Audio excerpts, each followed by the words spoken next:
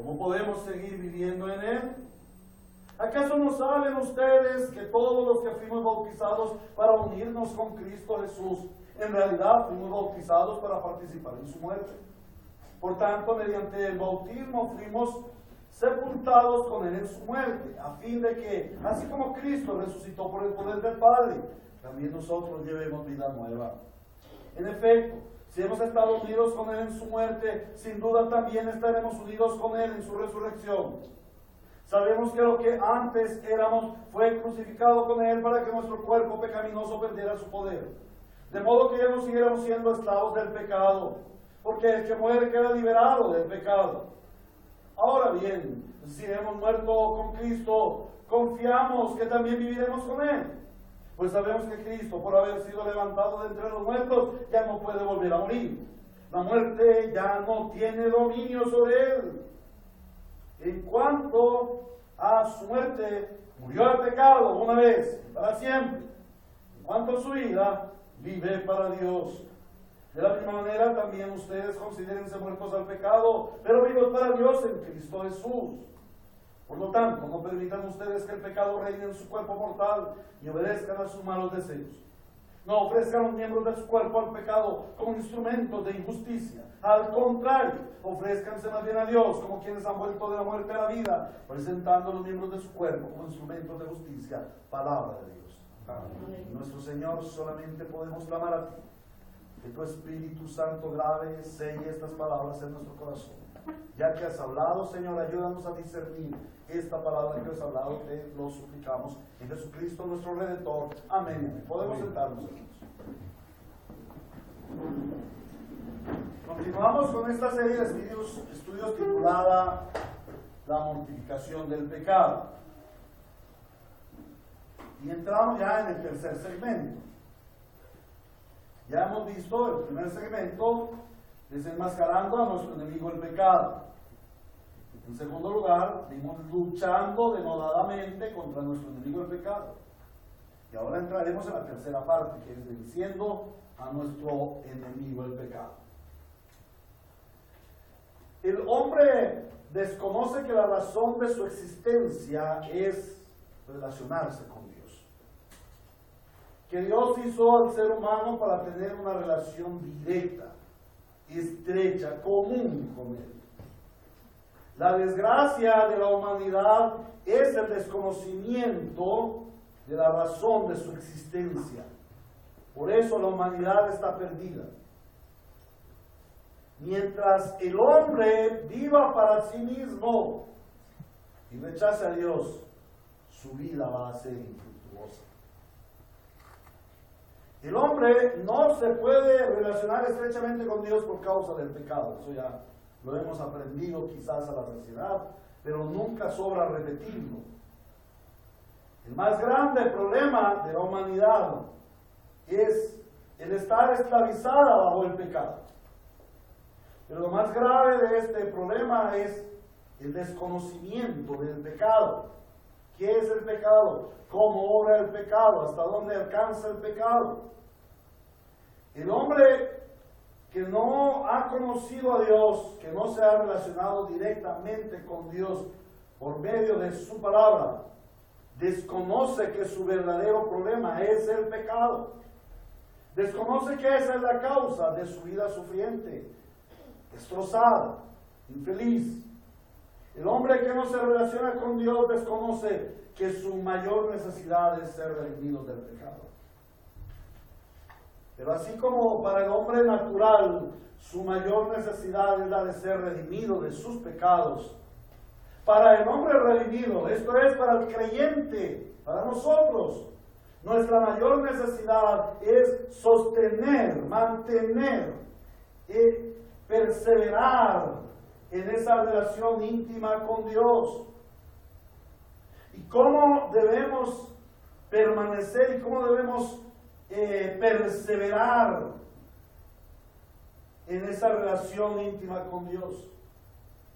Limitando la acción del pecado en nuestras vidas. Por ello, una de las más importantes necesidades de los creyentes es mortificar nuestros pecados. En esta enseñanza vamos a ver el primero y más importante fundamento de los creyentes para la mortificación de los pecados, de nuestros pecados. Y es el ejemplo del Señor Jesucristo. ¿Cómo vamos a mortificar nuestro pecado? Ya vimos qué es el pecado, cómo obra el pecado, la necesidad que tenemos de mortificar nuestro pecado. Hemos visto esa lucha denodada que debemos tener contra el pecado. Ahora vamos a ver el cómo. Ya hemos visto el qué y el por qué. Ahora vamos a ver el cómo. ¿Cómo es que nosotros vamos a mortificar nuestro pecado? Y la primera parte del cómo es siguiendo el ejemplo de nuestro Señor Jesucristo. ¿Y cuál es el ejemplo de nuestro Señor Jesucristo? El ejemplo de Cristo es su muerte en la cruz. Cuán dolorosa, cuán difícil, pero cuán necesaria para nuestra redención. Pero cuán necesaria para librarnos de la esclavitud del pecado.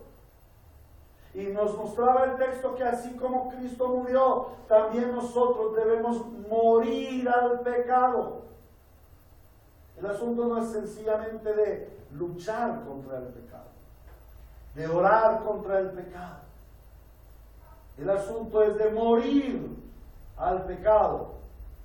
Porque Cristo, quien no vivió para el pecado, quien no cometió pecado, Él murió por causa de nuestro pecado. Y resucitó. Y juntamente con Él resucitará a quienes con Él morimos. No a quienes oramos. No a quienes hacemos buenas obras, sino a aquellos que con Él morimos. Él resucitará juntamente con Él a los que con Él morimos. La pregunta es, ¿has muerto juntamente con Cristo? Versículo 6.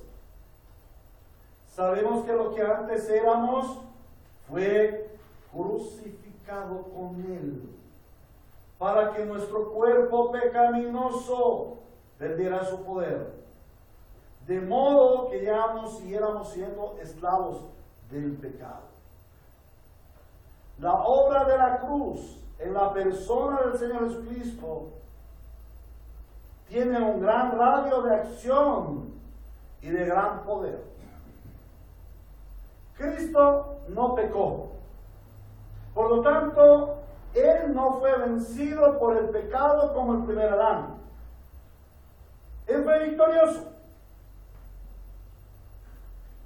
Sin embargo, a pesar de que Él no pecó, Él fue a la cruz a morir.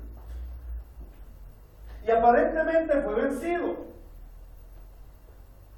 Aparentemente el pecado le mató. Pero en realidad, el pecado no le aniquiló, no le venció. Murió, pero el pecado no le mató. Él se entregó a la muerte y muerte de cruz. No fue el pecado el que lo mató. Porque si dijéramos que el pecado mató a Cristo, que nuestro pecado mató a Cristo, diríamos Cristo fue vencido en la cruz por nuestros pecados. Pero Él no fue vencido. Él no fue a la cruz a ser vencido por el pecado. Él fue a la cruz a vencer al pecado, a cargarlo por nosotros, para que en su muerte, al vencer el pecado, nos diera a nosotros la victoria. Amén. En realidad, cuando Cristo murió en la cruz, lo que hizo fue llevar cautivo, apresar, encarcelar al pecado. Y esto es verdaderamente hermoso. Porque el pecado en la vida del creyente está encarcelado. Si tú eres un verdadero creyente, tu pecado está en la cárcel. Lo que pasa es que a veces las cárceles de nuestro pecado se parecen mucho a las de Colombia. Hay mucha delincuencia dentro de la cárcel. Delincuencia obrando, ¿cierto? Se parece un poco. Pero el pecado ha sido llevado cautivo, ha sido apresado. Cristo el Señor le quitó su poder para que ya no nos esclavice a nosotros. ¿Cómo comprobar si tú eres un verdadero cristiano? ¿Cómo mirar si tú eres un verdadero cristiano? Porque el pecado que te gobernaba ya ha sido encarcelado. Está en la cárcel. Si tu pecado que te gobernaba no está en la cárcel, alerta, porque no eres creyente, no eres hijo de Dios. ¿Qué diremos pues? ¿Perseveraremos en el pecado para que la gracia abunde? De ninguna manera. La evidencia de la gracia de Dios en nuestras vidas no es que nosotros sigamos pecando, sino que por el contrario, el pecado ya está encarcelado. Versículos 11 al 13. De la misma manera, también ustedes considérense muertos al pecado, pero vivos para Dios en Jesús. Por lo tanto, no permitan ustedes que el pecado reine en su cuerpo mortal. El asunto no es de que si Cristo o si el Espíritu Santo permite que el pecado reine en mí. No. Cuando el pecado reina en mi cuerpo mortal, soy yo el que está permitiendo que ese pecado reine en mí. Porque el establecimiento del reino de Cristo ha venido cuando su preciosa sangre te ha lavado. Entonces el pecado ya no puede reinar, Él es el rey. Y en nuestro ser no puede haber una dualidad de reinado. No pueden haber dos reyes antagónicos. En nuestra vida no hay sino un solo rey, el rey de reyes y señor de señores. El rey que venció al pecado. Por lo tanto, cada vez que nosotros pecamos, estamos cediéndole el reino que Cristo ganó en la cruz, venciendo el pecado. Le estamos cediendo el reino que Él tiene en su trono, en nosotros, por el Espíritu Santo que habita y mora en nosotros. Se lo estamos cediendo al enemigo, nuestro enemigo, el pecado. Y no podemos tener dos reyes. Por lo tanto, si algún pecado reina en tu vida, debes considerar que ese pecado no puede ser rey. ¿Por qué? Porque Cristo ya venció el reinado del pecado y encarceló a ese rey, lo metió en las mazmorras eternas. Aleluya. Qué gran gozo saber que nuestro enemigo, el pecado, está preso en una prisión eterna, encadenado. Oh, pero a veces nosotros nos tomamos la libertad de quitarle el candado al cepo y dejarlo caminar por nuestra vida cotidiana. Que el Señor nos fortalezca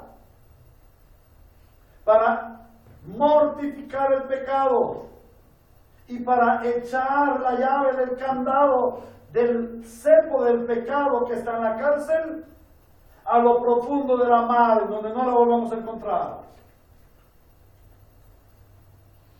Hay pecados que nos están martirizando frecuentemente, pero debemos ver que en la gran mayoría de ellos somos nosotros los que tenemos la llave y le abrimos el cepo para que Él camine con libertad en nuestro ser. Entonces dice el Señor, no reinen el pecado en su cuerpo mortal, ni obedezcan a sus malos deseos. ¿En dónde comienza nuestro pecado? En nuestros malos deseos. Les invito a que abramos la Sagrada Escritura en la carta de Santiago. Santiago, capítulo 1. Santiago, capítulo 1. Versículos 12 en adelante.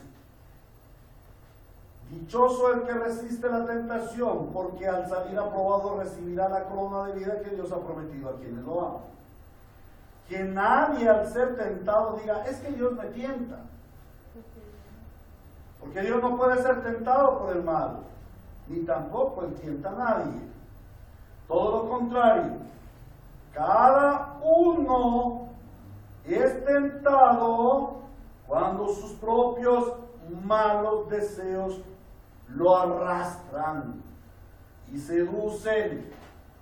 ¿En dónde nace mi pecado? En mis propios malos deseos. Y ayer me etiquetaron una nota, la transcribí o la pegué también en mi muro. Nos hablaba de cosas como el pecado, de cosas del pecado. Y hablaba de resistirse a Dios, de no querer a Dios, de rechazar a Dios. Entonces decía algo así: cuando yo adultero estoy rechazando la pureza que Dios me ha dado en el matrimonio. Cuando yo miento estoy rechazando la verdad, estoy rechazando a Cristo. ¿Qué es el pecado? El pecado es pretender destituir a Dios de su reino celestial en mi vida.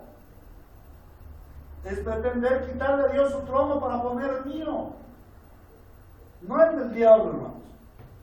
Ese cuentico, todo el que anda por ahí, que es el diablo que vino, y vino un demonio, y me poseyó. No. Aquí no dice que es un demonio. Aquí dice claramente que cada uno, cuando es tentado, es por sus propios malos deseos.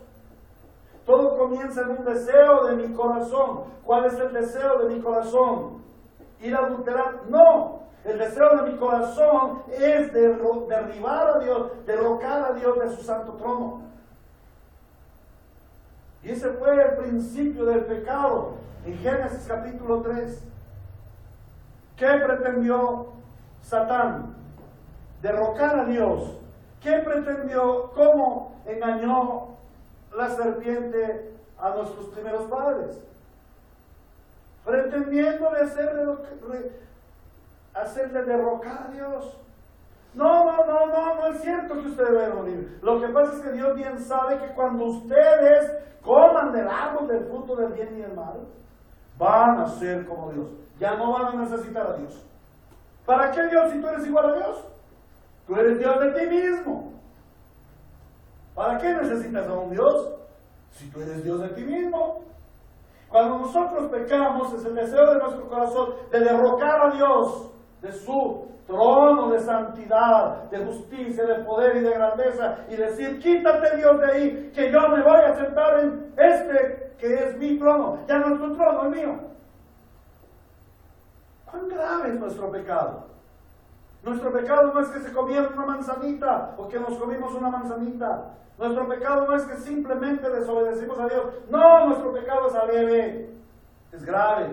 Pretendemos derrocar a Dios de su gran sitial, de su gran trono de justicia y de poder y de brillantez y de santidad y de hermosura y de perfección.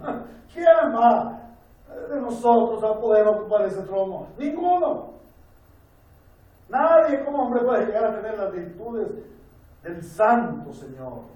Entonces, ¿cómo pretendemos en nuestro corazón derrocar a Dios? Sin embargo, frecuentemente lo hacemos.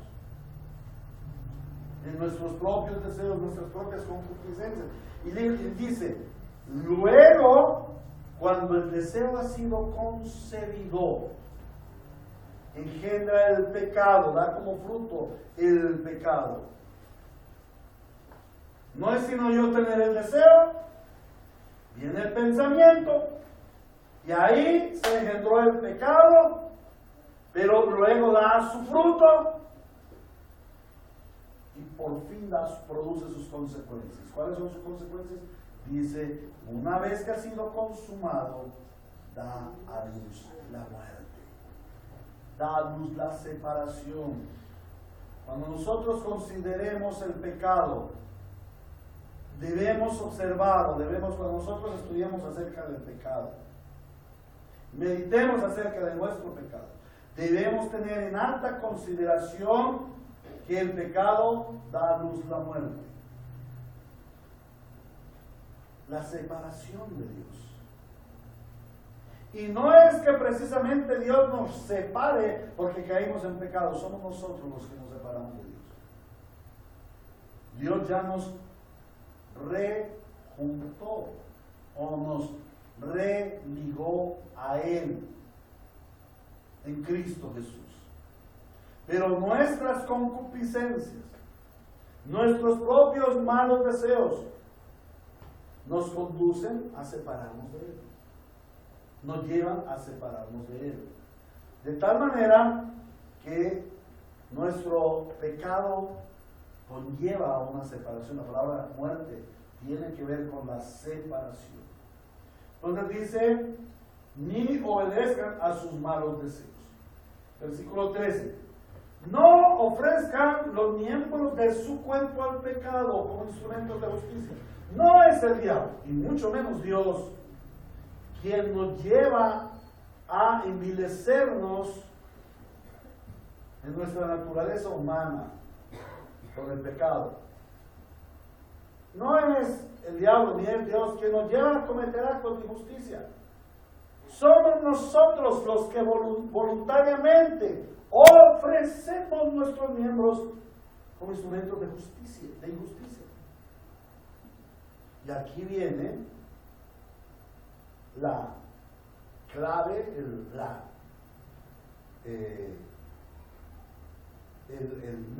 método de Dios para mortificar a nuestro pecado. Dice, al contrario, ofrézcanse más bien a Dios como quienes han vuelto de la muerte a la vida. Y esa parte de ofrézcanse más bien a Dios es un ofrecimiento, es una ofrenda como la del antiguo pacto. ¿Y cómo eran las ofrendas del antiguo pacto? ¿Alguien me lo podría recordar? ¿Qué características tenían las ofrendas del antiguo pacto? Había muerte. Se hacía un sacrificio de muerte. Más bien, muéranse ustedes en el altar del Señor como un sacrificio santo y agradable a Él. Dice, más bien, al contrario, ofrézcanse más bien a Dios como quienes han vuelto de la muerte a la vida, presentando los miembros de su cuerpo como instrumentos de justicia. Señor, aquí estoy. ¿Cómo puedo ser yo instrumento de justicia? Para tu gloria. ¿Cómo puedo ser yo instrumento de justicia? Ahora el Señor nos dice que así como Cristo murió en la cruz y que venció al pecado, también nosotros lo podemos hacer. ¿Por qué? Por el poder que Él ejerció sobre el pecado en la cruz. Si Cristo llevó cautivo el pecado en la cruz, nosotros como creyentes también tenemos un poder delegado. Es un poder delegado. Como el poder que tiene el policía. Como el poder que tiene el vendedor, el agente vendedor. Ustedes conocen a un agente vendedor. Un agente vendedor es un representante de una empresa. Y a esa persona le capacitan para que sea vendedor y le dan una delegación. Vaya usted en el nombre de la empresa y venda los productos de la empresa. Usted hace negocios en nombre de la empresa. ¿Cómo son los negocios? Primero a usted se le da una credencial de la empresa. Segundo, se le da una facturera. Ahora casi no, pero en tiempos antiguos, digamos unos 20 o 30 años más atrás, el vendedor tenía la autorización, la delegación de la empresa de recibir dineros a favor de la empresa y de emitir documentos certificados que comprometían a la empresa en el negocio. Esa es una gran delegación. O la delegación que se le da al policía. Al policía se le da la delegación, un uniforme, una placa, un arma, y él está delegado para cuidar supuestamente los bienes, la honra de los ciudadanos. el buen nombre. Esa es la función del policía. Entonces se supone que cuando un violento está atacando a un ciudadano, cuando un ladrón está robando a un ciudadano, allí debe llegar el policía y decir: yo vengo en nombre de la autoridad estatal, vengo a frenar el delito que usted está cometiendo. Eso debiera hacer la policía. Hay una delegación. De igual forma, el creyente ha sido delegado. Se nos ha dado una delegación. ¿Para qué? Para llevar a la cruz, llevar al sacrificio nuestros pecados. Cuando nuestro pecado quiere reinar, nosotros con la delegación del rey, el rey nos ha delegado y nos dice: ustedes tienen poder. Ustedes tienen poder contra el pecado. ¿Por qué? Porque Cristo ya venció el pecado. Entonces, el pecado anda rondando. Comienza en sus concupiscencias, en sus deseos del corazón. Entonces, cuando venga el pecado, ustedes ya tienen la autoridad de frenar el pecado. Entonces, ustedes vienen al pecado y le dicen: un momentico, usted ya está destituido de su posición de poder. Ahora yo tengo poder delegado por Cristo. ¿Por qué lo hago en la cruz? Para vencerte. Entonces nos ofrecemos a Dios como quienes hemos vuelto de la muerte a la vida, y está en la delegación. Volvimos de la muerte a la vida, ya no estamos muertos en delitos y pecados, por eso somos delegados. Un pecador no puede, está incapacitado, imposibilitado para vencer al pecado. Él no puede decir al pecado: venga, le pongo el cepo y lo llevo a la cárcel. Pero el cristiano sí puede, porque ha sido autorizado como quienes hemos vuelto de la muerte a la vida. Y llevamos a nuestro pecado al cepo. Ahora, como vimos generalmente, vamos a ver el patrón de Cristo, el ejemplo de Cristo que nos muestra el Señor en este pasaje. Luego vamos a ver el ejemplo de Cristo venciendo las tentaciones. En primer lugar, vamos a ver tres implicaciones positivas que nos da el texto. Primera consideración positiva: el considerarnos vivos para Dios en Cristo Jesús. El considerarnos vivos para Dios en Cristo Jesús. Hermanos, el arma más contundente, el arma más efectiva que pueda tener el cristiano es ser cristiano. El arma más poderosa, el arma más efectiva para mortificar nuestro pecado es ser cristianos. Lo que les hablaba ahora de la delegación. Supónganse ustedes un policía con su uniforme en la puerta de un banco. Entran dos ladrones con su capucha, con sus armas, entran a robar. Y el policía está ahí con las manos en los bolsillos, tiene su uniforme, tiene su placa, tiene su radio y tiene su arma o sus armas. Y él va a entrar al ladrón, a los ladrones. Pero él se hace el de las gafas, el de la vista gorda. Y sencillamente se pone a jugar con su llavero. Entran al banco los ladrones y asaltan el banco. Pero alguien, un transeúnte, se da cuenta y le dice: oiga, señor policía, pero si se están entrando los ladrones al banco, están robando el banco, mire, tiene la gente, ¿usted por qué ni siquiera usa su radio para llamar refuerzos y que vengan y liberen a esta gente? ¿Y yo por qué tengo que hacer eso?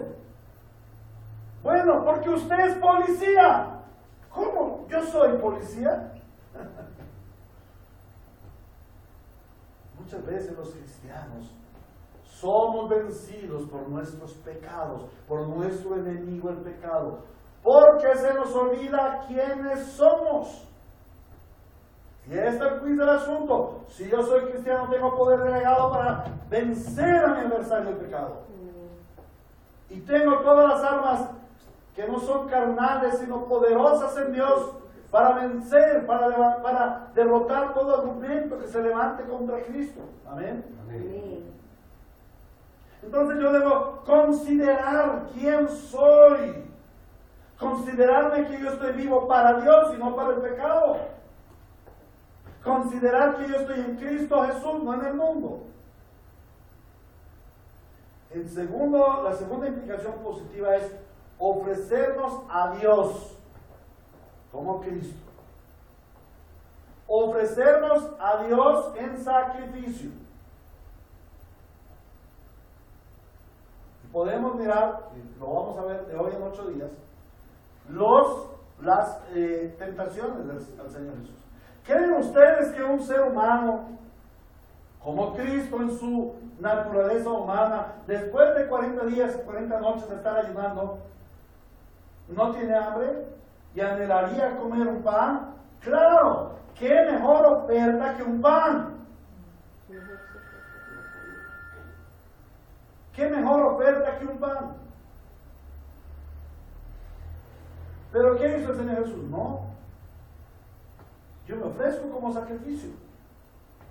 Ofrezco mi deseo natural humano como un sacrificio.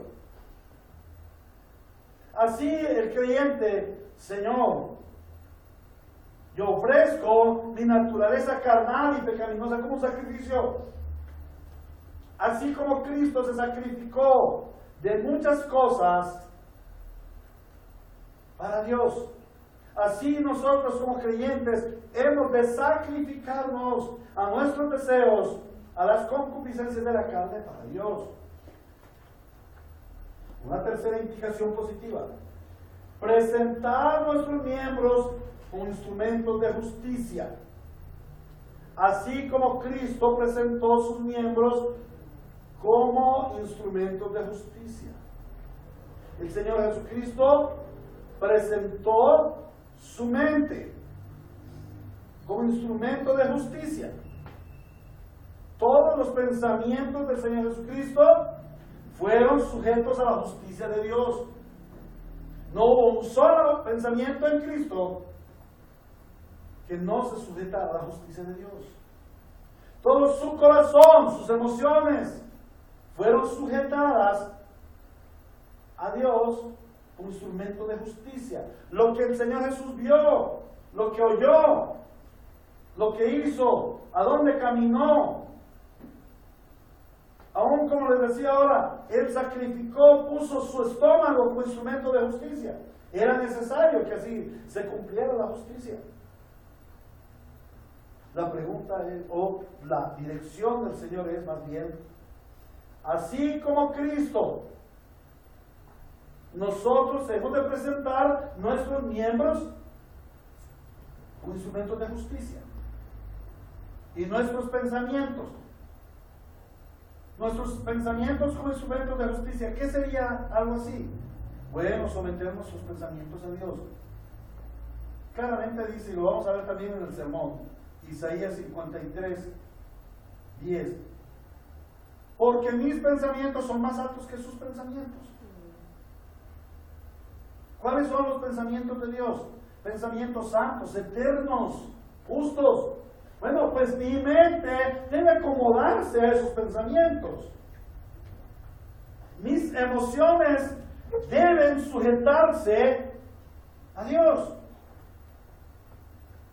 Por ejemplo, en el Santo Culto, una gran emoción sería, hay una canción muy bonita y muy movida que estábamos cantando al Señor. Bueno, mi emoción, mi corazón me llevaría a bailar. Y yo pensaría que si yo danzo, lo estoy haciendo en el gozo de Dios y Dios se va a satisfacer conmigo. Pero en ninguna parte de la Biblia, ninguna parte del culto del Nuevo Testamento dice que bailemos para el Señor. De tal forma que si Él no dice o no nos dirige a que bailemos, pues me parece que lo mejor es que no bailemos. por lo menos hasta que el Señor muestre otra cosa. Entonces, que mi corazón esté declinado a la sujeción a Dios. ¿Qué estoy pensando y qué estoy sintiendo? Es que pastor, yo sentí, nosotros escuchamos eso frecuentemente. Pastor, es que yo sentí hacer eso. Es que yo sentí hacer aquello. Y nos movemos por sentimientos. Pero también nuestros ojos. Generalmente, muy frecuentemente le digo a mis hijitos, cuidado mis hijitos, lo que ven. ¿Qué estamos viendo? Mis ojos son instrumentos de justicia. Cuando yo veo la televisión, cuando entro en la internet, mis ojos son instrumentos de justicia. Cuando compro una revista, mis ojos son instrumentos de justicia. Si voy al cine, mis ojos son instrumentos de justicia. Mis oídos, ¿qué escucho? ¿Qué estoy escuchando? ¿Estoy dispuesto a oír el chisme, la murmuración? ¿Son mis oídos lo que yo oigo, un instrumento de justicia? ¿O están mis ojos dispuestos a ver la palabra de Dios? ¿A ver el plan de Dios para mi vida? ¿Están mis oídos dispuestos a escuchar la voz de Dios en su palabra? ¿Hacia dónde corren presurosos mis pies? ¿A cometer pecado? ¿Qué hacen mis manos? Señor, presento mis manos como instrumentos de justicia para ti. ¿Qué hacen mis miembros digestivos? Y esta semana sí que estuve pensando en eso. ¿Qué hace mi estómago, mi boca, mi gusto, mi paladar? La verdad que a esta edad yo ya debo frenar el chicharroncito, el colesterolcito y todas estas cositas tan ricas para mi paladar. Pero hermanos, ya debo empezar a presentar, ya debería haberlo hecho antes, mi pancita, mis miembros digestivos como un instrumento de justicia para el Señor. Los miembros respiratorios, ¿qué estoy respirando? Y aquí me refiero, por ejemplo, a personas que no consideran su respiración como instrumento de justicia. Entonces inhalan cosas que no deben inhalar. Cosas así. Entonces debo presentar mis miembros como instrumentos de justicia. Ahora vamos a mirar 3 implicaciones negativas. Dice el texto, no permita que el pecado reine. Que el pecado no señoree, no gobierne. Como en Cristo. En Cristo el pecado pretendió venir a gobernar. Está aquí tan feroz el de nuestro enemigo. No respetó ni a Cristo, él quiso venir a reinar en Cristo. Todas esas trampas que le puso allí en el desierto, todas las trampas que le puso alrededor de su vida. Acuérdense cuántas veces está. Y vinieron a Jesús para tentarle. Las tentaciones del Señor Jesús no fueron simplemente allí en el desierto. No, las tentaciones del Señor Jesús fueron toda su vida. El enemigo sabía quién era Jesús y estuvo pegadito ahí, a todo momento, pegadito, tentando al Señor Jesús. Pero nunca el Señor Jesús permitió que el pecado reinara sobre él. Ahora, ¿por qué podríamos pensar que nunca el Señor Jesús permitió que el pecado reinara sobre él? ¿Cuál fue la razón más importante por la cual el Señor Jesús jamás permitió, jamás le dio cabida a que el pecado reinara sobre él? ¿Cuál piensan ustedes que fue el motivo por el cual? A ver, Alberto. Creo que por la estrecha relación que tenía con el Padre. Muy buena razón. Sin embargo, ¿hay otra mayor? Por la estrecha relación que tenía con el Padre. Muy buena razón. Como ejemplo. ¿Cómo? Como ejemplo. Como ejemplo, buenas razones, pero no era la principal. ¿Por qué el Señor Jesús jamás permitió que el pecado reinara en él? ¿Se los voy a decir? Porque él sabía muy bien que él era el rey. Por su propia identidad, porque él es el rey. ¿Sabes tú ahora que eres rey delegado sobre el pecado? Que Cristo venció el pecado para que tú reines sobre el pecado y el pecado no reine en ti. Nuevamente vamos a la identidad. Siempre terminamos en lo mismo. Identidad en Cristo, hermanos. Segunda implicación negativa, no obedezcas a los malos deseos. Como Cristo no obedeció a ningún mal deseo. Y tercera implicación negativa, no ofrecer los miembros de su cuerpo al pecado como instrumentos de justicia. No ofrecer la mente a pensamientos inicuos, pensamientos sucios. Recuerden que todo se genera allí. Pensamientos obscenos, pensamientos codiciosos, pensamientos vengativos, pensamientos de derrocar a Dios de su santo trono, pensamientos de desobediencia. No prestemos nuestra mente para la injusticia, no prestemos nuestro corazón para sentimientos sucios. Es que yo siento que esa muchacha impía puede ser la novia que Dios me está dando, la esposa que Dios me está dando. Eso ya es albergar en el corazón una emoción impía, una emoción sucia. Es que yo siento que yo debo hacer esto o aquello. Hermanos, yo últimamente he sentido que debo dejar el pastorado. ¿Qué opinan ustedes? Su sentimiento está bastante torcido. No ofrezca ese sentimiento como miembro de injusticia. Cuidado tus ojitos lo que ven. Mira, no mires la injusticia. Cuando estés viendo la televisión y veas esa injusticia, esa exaltación a la impureza sexual, al homosexualismo, al lesbianismo, al asesinato. Hay películas que tienen miles de muertos, sangre desperdigada por todos lados, y nosotros prestamos nuestros miembros, nuestros ojitos, como instrumentos de injusticia. No, pero es que pastor, si usted está muy exagerado. ¿Qué tiene que ver una película? Hoy no está sembrando semillas en tu corazón. Y después vas a sentir fuertes impulsos de venganza, porque viste a un vengador asesino en la televisión, en la película, que es exaltado como un gran héroe. Mató a mucha gente, pero es un gran héroe. ¡Qué gran héroe! ¿Cierto que sí? Entonces yo puedo posteriormente tomarme la justicia por mis manos y hacerme un gran héroe. Y creer que estoy obrando en nombre del Señor. ¿En dónde comenzó todo? Ofreciendo mis ojos como instrumentos de justicia, de injusticia. Mi caminar, lo que yo escucho, lo que yo hago con mis manos, lo estoy ofreciendo como instrumento de injusticia cuando procuro el pecado.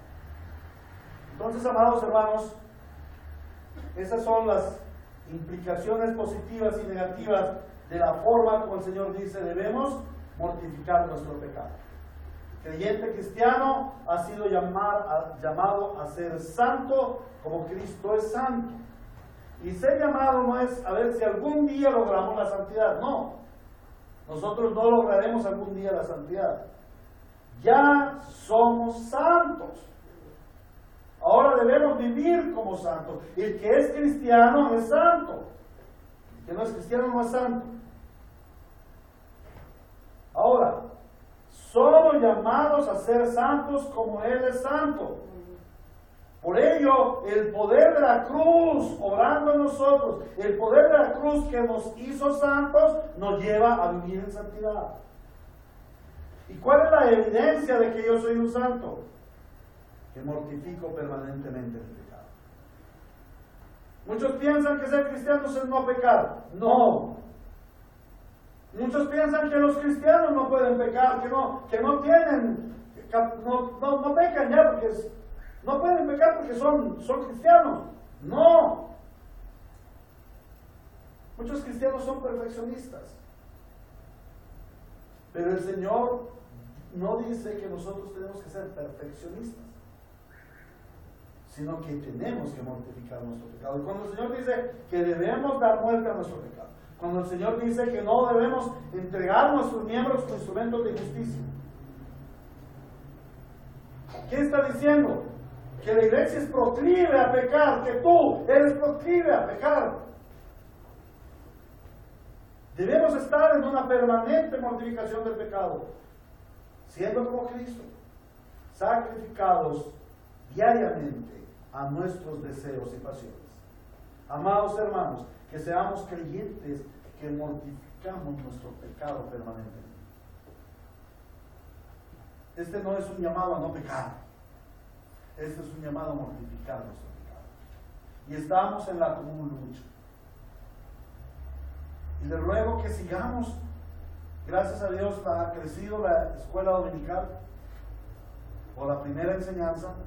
Les ruego, hermanos, que continuemos en la enseñanza para ir mirando poco a poco todos los instrumentos, las armas que no son carnales, sino que son espirituales y poderosas en Dios, para derribar todo argumento que se levante en contra de Cristo.